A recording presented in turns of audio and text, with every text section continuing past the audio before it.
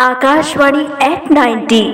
दोस्तों, मेरा नाम रामनिवास आनंद है और मैं गांधीनगर वार्ड क्रमांक 33 रायगढ़ का निवासी हूँ।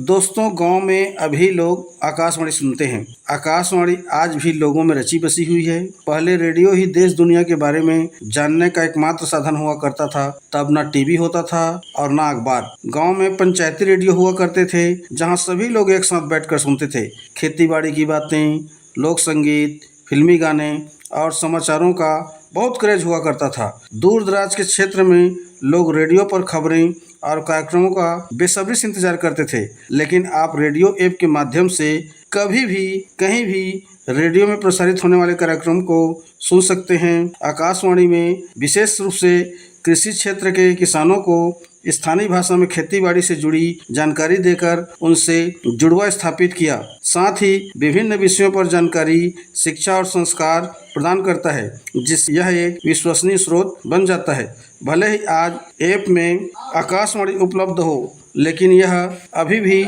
हर दिल से जुड़ा हुआ है और नई पीढ़ी भी सूचना, शिक्षा और संस्कृति के लिए इसका उपयोग करती है। धन्यवाद।